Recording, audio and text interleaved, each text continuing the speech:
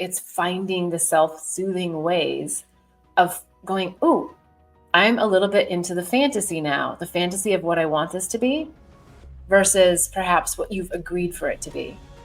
And finding ways, there's other ways that you can feel this love within yourself, because the love is always within you. This intimacy is always within you.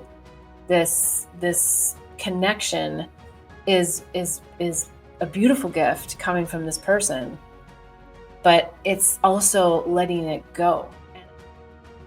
And I'm telling you, like, if you're not in the committed relationship, which I think is the case here, this is such great practice for long-term committed relationships, because we start to build that toolbox where it's not like, this is a terrible image, but like the drug thing, like, like give me more, because that's not what we want in relationships. We want relationships to be in a place, and I feel like this is for you, a place of just real unconditional giving and receiving and sharing.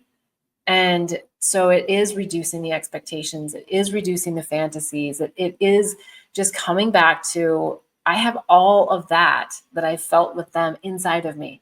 And yes, it is unique and blessed when we get to experience it with someone else. So I'm not saying that, we don't want other people. We don't need other people in that sense. We do. Like, they're the beautiful reflectors of us. But just always going back to that, my well is full. I am full. And it's the mind, as you know, it is the mind that is creating this narrative and creating feelings. And it is most likely at a cellular level, an emotion that you have felt for many years. And so, dare I say, maybe a tiny bit of addiction. For some people, it's an addiction to abandonment. It's an addiction to fear. It's there's like, and I say addiction kind of loosely, but what I mean is that you're so used to responding to relationships in a certain way with a certain fear, a certain experience that you've had. And it's usually loss. It's usually abandonment. It's usually like, I can't experience that without them.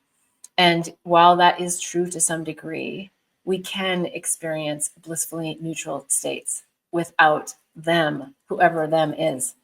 And that is enlightenment. It doesn't have to be like full-blown enlightenment like Buddha, but it is like where we are really practicing ourselves to be in this place where we know that it's all within ourselves.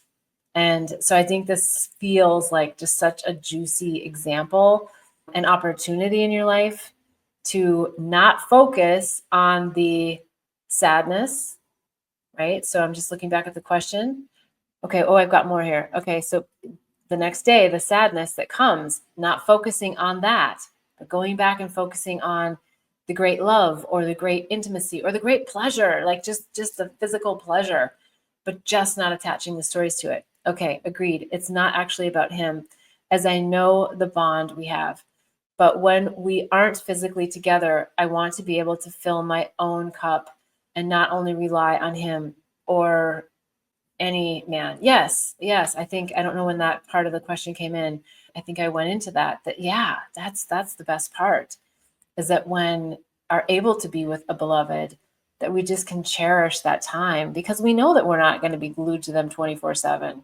So when we are with them, that we really enjoy it. And when we're not with them, that we honor that, yeah, I feel that tug. I feel that, like I want to be with them.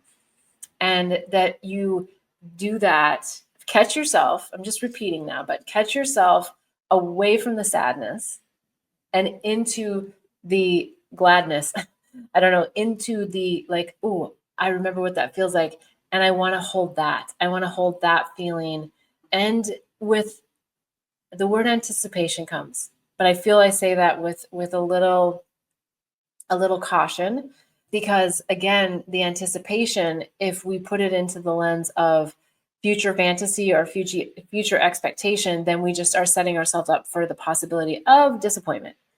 So when we hold that feeling in us in a way that we are really feeling the energy with that person and the bond or the the relationship that we have with them at whatever level, and we're just grateful for that bond, I think you're going to start to feel yourself just fill back up. You're going to fill back up to, oh, yeah, yeah, yeah. So I'm not focused on not having it. I'm not focused on the sadness of not having it. I'm not focused on the fantasy of what it means if I don't have it. And I think that it really gets you back to, it gets you back to center. It gets you back to feeling blessed for that person in your life. I appreciate you every week. If you're on with me live or you're watching on replay, you can always go to bethbell.me/question, submit your question there, or put comments in the show and I'll pick them up for next week. But I love having you here with me live. The engagement is super fun.